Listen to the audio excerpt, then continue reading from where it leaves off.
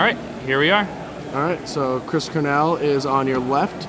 He is playing Sneak Attack Show and Tell Emrakul, and on your right is Jimmy, which is playing Blue-White Stoneforge. I'm Brad Nelson. And I'm Jacob Van Lunen. And this is the Brad Van Lunen Show. That's what it is. That's what we're here for. This is round 8 of the Legacy Open in Richmond, Virginia. This is the last round of Swiss, so these players are fighting for top 8. It's stressful. Fighting for top 8 is always just one of the most exciting matches. All right, so Chris leads it off with a Scalding Tarn. This is probably going to be, what is he going to play? He's just going to suspend Evasions, correct? Yeah. He's cracking that on turn 1, then he's suspending Evasions. Okay, all right, yes, that's correct. Actually, no. Oh, no, it's the wrong person. He's pondering. Yeah, okay. He's the show and tell player. Chris is the show and tell. All right, we got it figured out. Sorry. All of a sudden it was like, pondering. what? All right, so Chris on your left is show and tell. He's pondering right now, trying to set up a fast sneak attack or show and tell to get Progenitus, Woodfall Primus, or Emrakul attacking his opponent. Yeah, now, interesting note, if any of you watched the coverage of Louisville, Kentucky's Legacy Open when Chris Cronenberger won, Chris Cronenberger was wearing the same shirt that Jimmy Cholewa is wearing right now. How do you know this? I just remember. That's ridiculous. I want proof. I want to see the picture of him in that shirt. All right, so Chris is going to shuffle up and take a random card off the top off the ponder. Ah. All right. I think he just hit Ancient Tomb. That seems like a good land for that deck. Yeah, that's definitely got to be a really good land right there.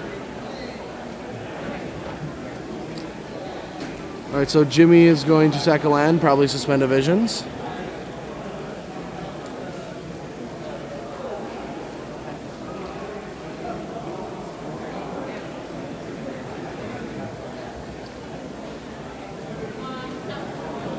Oh, no, it's not the same. It's close.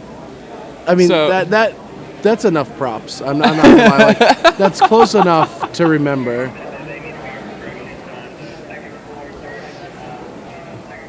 Now, all right. The suspended Visions. Visions is one of the cards that's banned in Modern, a new format. It's too good. Very powerful spell.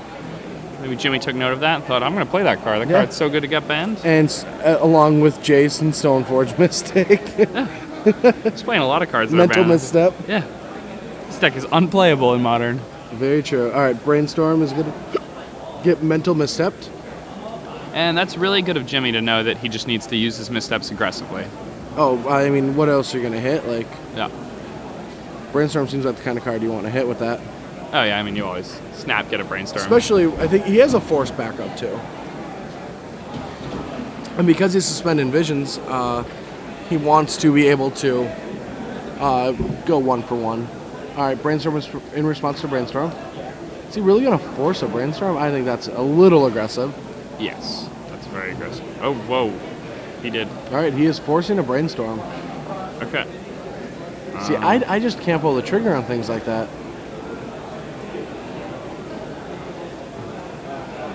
Yeah, that's a lot of cards.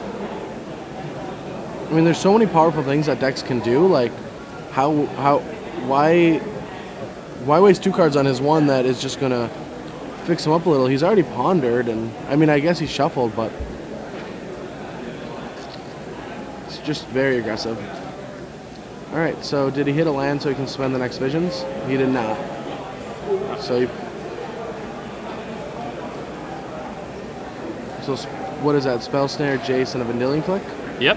So. All right. So let's see if Chris has a Seething Song. No, he's just going to show and tell. All right. Show and tell is going to resolve because that Force didn't. All right. He's going to put Jace into play.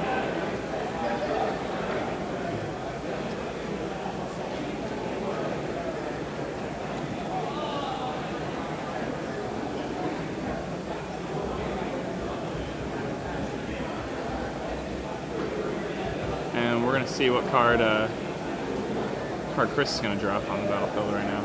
Yeah, I mean, we know Jim is going to drop his Jason Mind Sculptor, but something's happening right now. I think the judge is looking at the card. I don't know why. Well, you can't drop a Jason to play with it. You can't drop a Jason to play with Show and Tell? No, it's artifact, creature, land, or enchantment. Oh, that changes. Yep. I thought you could drop a Planeswalker. Those were all of the permanent types when it was printed, so... I thought it just said put a permanent into play. Well, cards back then used to like specify each type that they interacted with, because the word permanence wasn't really used. The things you know?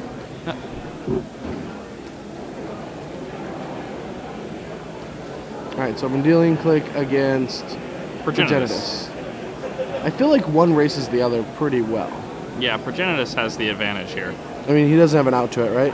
No. No. He's dead. Yeah. Voiding's gonna keep fighting.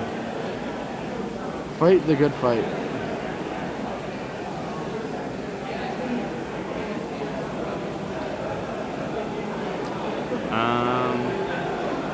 It just says go. I guess maybe he's hoping Chris forgets to attack. No, Chris remembered to attack. Jimmy's down to 6. And, I mean, let's be serious. Progenitus is no Angel of Despair. It's not even close. Alright. Jimmy scoops it up. Chris takes game 1. Doesn't show Sneak Tech. I really want to see an Emrakul come in with haste. yes, that's the most exciting thing, because Yeah. then you're going to sacrifice everything. And they go down to like 2. The game's still active, but they don't have anything. I've seen this Chris character at a lot of these events. Have you? And, Is he I'm a really character? happy to... What? I mean, he looks like he's from that movie, The Warriors. You know, Warriors! With Sean Penn. Or I don't think that's actually Sean Penn, but it's the guy that looks like Sean Penn that's in the B movie Warriors. You know what I'm talking about. I don't. Warriors, the movie with that guy who looks like Sean Penn. I know what you're talking about now. I'm going to say Thunderdome. He looks like someone that if he watches this, I don't want him to meet me again. After saying he looks like the guy from the movie. He looks scary. Thunderdome? Come on, man. Can't we just get beyond Thunderdome? No.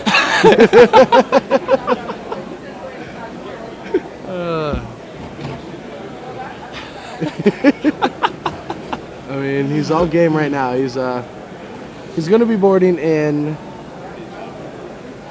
Red Elemental Blast, and that's what Massacre Worm. That seems pretty awesome. That's so sweet. Oh, you're comboing? No, you're not. No, you're not anymore. Nice Merfolk deck. Massacre Worm's awesome. Yeah, I mean, against like the creature decks, goblins. Yeah, you're gonna overrun my my Progenitus, aren't you? Not my Massacre Worm. I'm gonna wrath you. You're gonna die. Yeah, actually, I wrote a building out of budget column where I was mass polymorphing into Pterostodon and a pair of Massacre Worms. I remember hearing about this. That sounds really sweet. Yeah, you just kill them. Like the Pterostodon, you stack it so that you destroy 3 non-land permanents, and then if they have 1 creature in play, or They're 2 just creatures in play who have 4 toughness or less, they're just dead. And if they're not, you just destroyed 3 of their permanents and put like tons of power on the board. And dealt them a ton of damage. Yeah. So sick. So what if they live through that? What if they just untap Wrath? Well, I mean, you're probably destroying their white sources if you're not like What if with your it's a mono white Pterostodon. control deck? It's pretty rough. Right? Like, yeah. That's a That just Sundial seems of the unreasonable. Infinite. Yeah, like...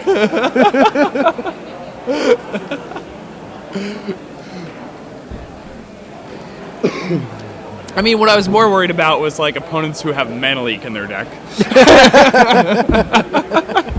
Let's be honest here. No, the person that survives it and wraps you. But Massacre Worm's sweet. I mean, anybody who's played with that card in Limited knows it's a bomb. I like all the patterns that Chris has going on. I mean, he's definitely styling. Yeah, man. He's awesome.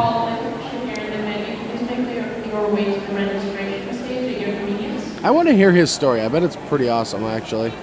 Yeah, I mean, I bet he's got like the best story. I hope he wins the tournament. I mean, no, That'd be we awesome. gotta say, Jimmy, come on. He's wearing the shirt. He's wearing the shirt of a champion. That's right. He is wearing a champion shirt. We can't just, like, call him out. Like, he's got to pull some weight. He's got to at least get us to game 3. Oh yeah. No, I mean, don't get me wrong. I just want to see show and tell and sneak attack in the top 8. Sure. That's what I'm saying. And show and tell through the breach. The through the breach version, I don't think is still in contention. I don't think it is either. I mean, Blue-White Stoneforge is a pretty sweet deck, though. Yeah. It's a powerful deck. It interacts really well. Yeah, it's either that or No Rug that I'd want to play. They both look like fun decks. Yeah, like this is another deck that I feel like you would play really well, the Blue-White Stoneforge deck. Mm-hmm. I want to play some Legacy. Yeah, man. You should play Legacy. I want to now, but Jeremy's making me, like, sit in this booth still. I mean, just go over there, push the one kid out of his chair, and pick up his deck. His opponent will be like, no! So in Seattle, Gavin was doing an interview. And I get like a 30-minute break, and I go over and I grab Nick Spagnola's deck. He's like, "Can I borrow your deck?" He's like, "And I'm like, "Give me your deck." I grab his deck. I go up to Alexander West. I'm like, "Play me in a game." And he's like, and I'm like, "No, play me in a deck." I'm fiending for Magic. I must play right now. This is the best. Yeah, when you're done with this, you think you'd be magicked out. I get revitalized. Like, I want to play Magic now, real bad. All right, I don't know what's going on.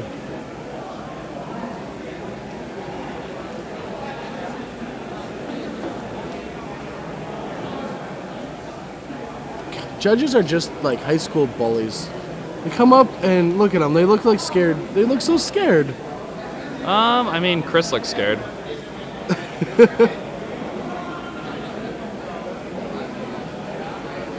I'm just kidding. He just looks really scared now. Like, what do you think happened? I don't know. I think. I don't know. I think Jimmy might just be trying to tilt him or something. For doing what? I don't know. I don't think. I didn't see any foul play on either player's part, and I've been sitting here watching the whole time. We have the whole thing on camera. Yeah. So. Wow, Chris looks sad now. I think he just got like accused of something. That's not nice. Not nice at all. He does look sad now. Cheer up, Chris. You're on the verge of a top 8 berth.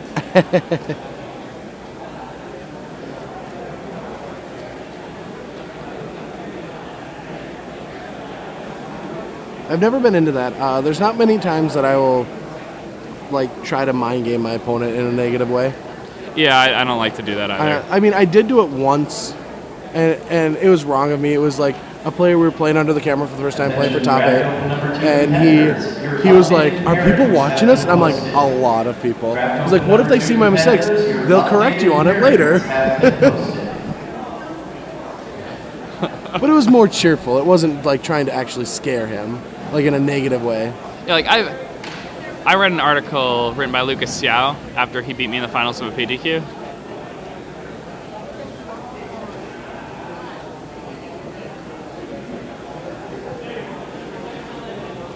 Okay. Oh. All right. Yeah, there was possible talk of the game's outcome, and they instantly stopped it. Okay. Oops, shows him Riptide Laboratory. That was a fun card to play with. Yeah, I love that card so much. At Worlds one year, I had no deck for Extended, and then I showed up at a bar, and Heezy and Nassif gave me a mono blue control deck with Riptide Labyrinth, and I've never played a better deck in Extended in my life.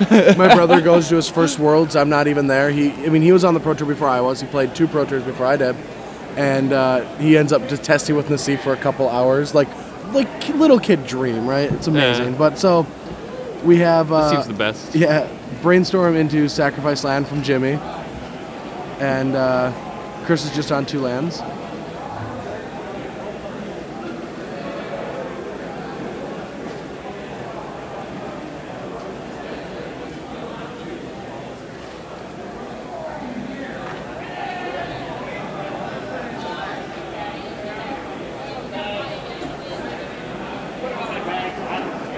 Yeah, and if anyone wants to know what was happening while the judge call happened,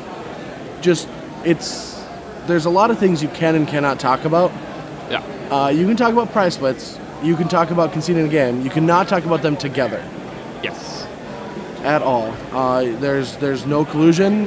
You will get instantly DQ'd from a tournament, and judges are very strict on that. Just do not bring it up. Don't even do it. Just play your matches, play them sound, play them straight up. Yep. So one of the reasons I don't split. Yeah. A lot of people split. I don't have any problem with it if people like to split, but I've split one time, and that was finals of Amsterdam. I made a small split with Paul Reitzel. It's the only time. We had a percentage, and that's the only time I've ever done it. And I mean, it's in the finals of a Pro Tour. That's a big money difference between first and second to play one match of Magic for. It's completely reasonable. Oh, of course. I mean, I've never been in the finals of a singles Pro Tour. I have. In my Pro Tour finals, there was a language barrier, so that wasn't really an option. I've before tournament started with friends, I've given percentages. We've taken percentage of each other. It's always been with Tom Ross, and I've always chipped to him. But he's so good. We had a percentage of each other in DC and San Juan. I took first in top 8. He did not win a match. I was there. Yeah. At both places. I was the one hanging out top rooting you on. We were like, yeah, go Brad! All right. So Chris is taking his third turn. All right, let's see if he can pull a trigger on a show and tell.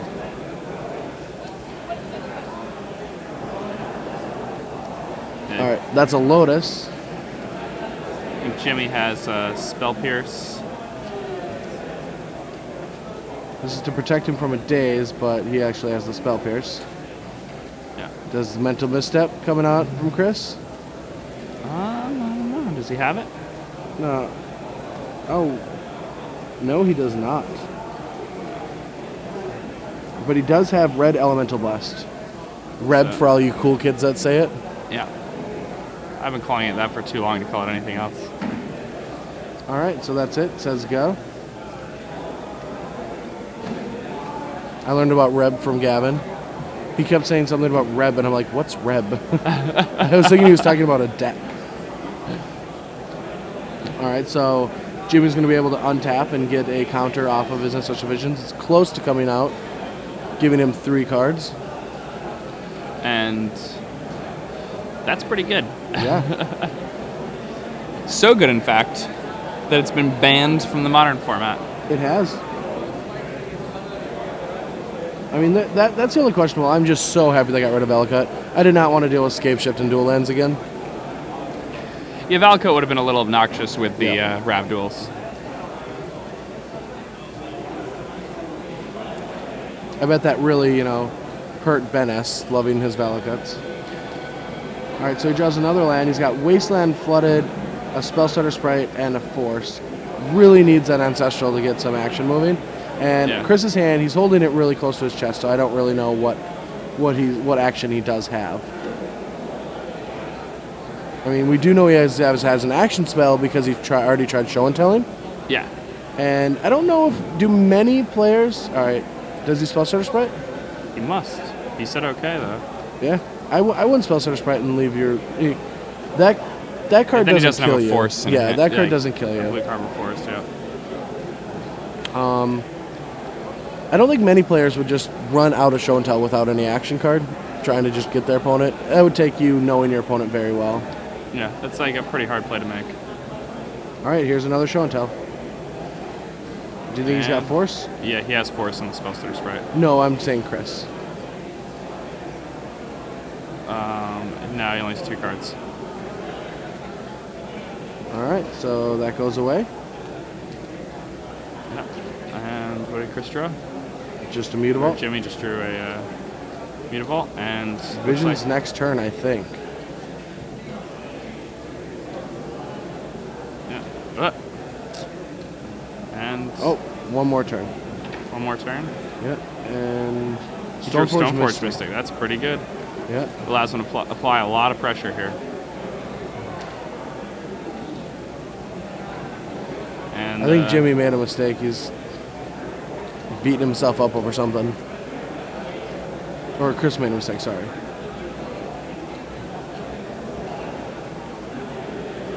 I mean, being out of the camera when you haven't been before can be difficult at times. It's a little nerve-wracking, yeah. I remember first couple times it was pretty rough on me as well. Yeah. I mean, I still don't like. First couple times for me, I mean, I felt okay about it because I was able to play footsie with Lockman, calm my nerves, you know what I mean?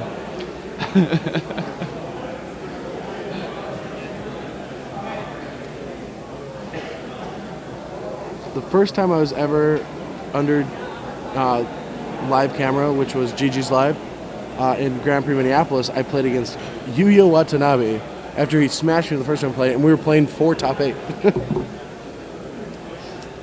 I made a mistake, and it was the only reason I won.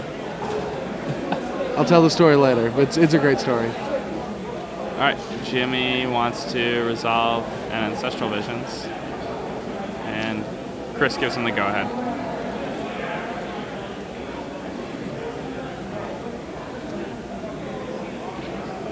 All right. Yeah, I think someone has to just tell Chris to just breathe. Yeah. He looks like he's really nervous at this point. Yeah.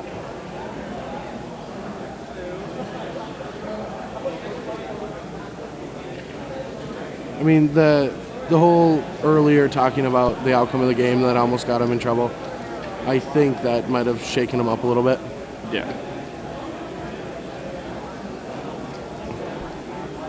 All right. So intuition resolves. Does he have an answer?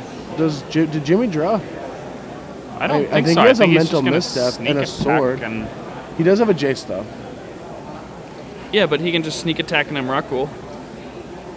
Then it's pretty hard to do anything with 0 permanents in play. Yeah. I mean, if that's what happens, that's match. If he has the extra land, doesn't he have it in play? Isn't that Scalding Tarn right there? what? Isn't that a Scalding Tarn right there? Yeah, but I guess you can just play it and it can just sit there for a turn. Yeah. I guess you don't actually have to have 5 mana for it. That's just preferred.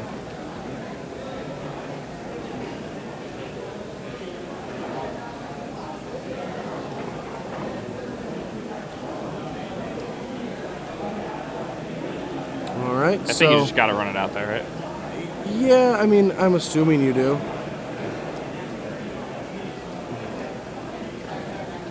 Even if you don't have the land drop. Yeah, just because then, like, can't get countered. All right, yeah, I think that's what's going on here. Scalding Tarn, he's going to get a Volk.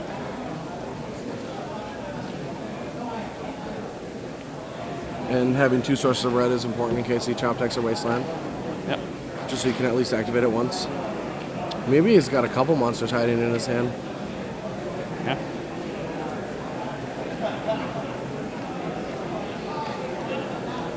And, I mean, a sneaky Emrakul may be looming.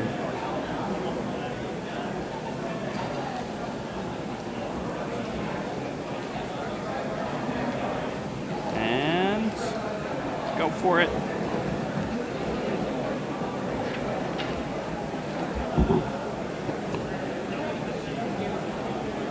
No, passes.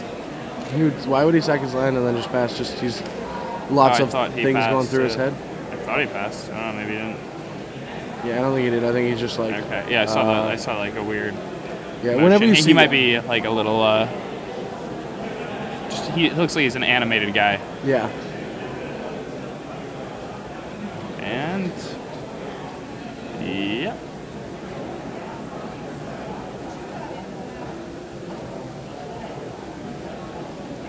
All right, upkeep sacrificing, trying to find answers.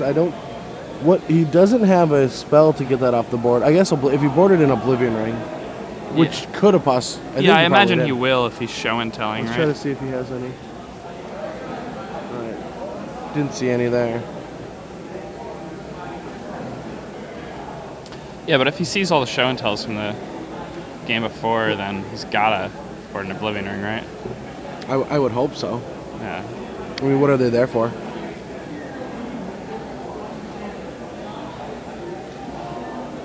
All right, Chris's fate is in his own hands with shuffling Jimmy's deck. Yeah. Yeah, let's see. That's a mental just misstep. another mental. He's got a ton of mental missteps in He's hand. got 3 of them in hand.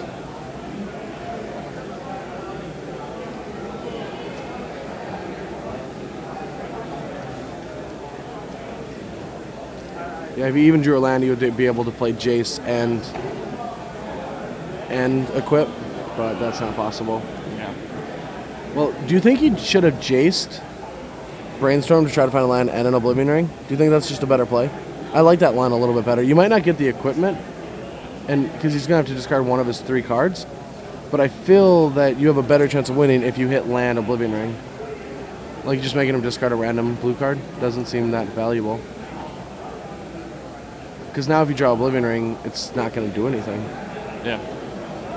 Just doesn't do anything, you're right. Yeah, I mean, your odds of winning this game are really slim right now anyway. Oh, he's Fate Sealing? He's hoping he doesn't have any guys, but you know he has an Emrakul or something because he was trying to show and telling. Yeah. So you know it's at least a guy. So maybe he's just hoping it's just like... That looks like Emrakul to me. And he's activating it again. And then Progenitus probably. Yeah, that's it. Chris takes it. Chris takes it, and he's in the top 8. Man, that deck's awesome. That's a big win. Yeah, every time I see it, it looks really sweet.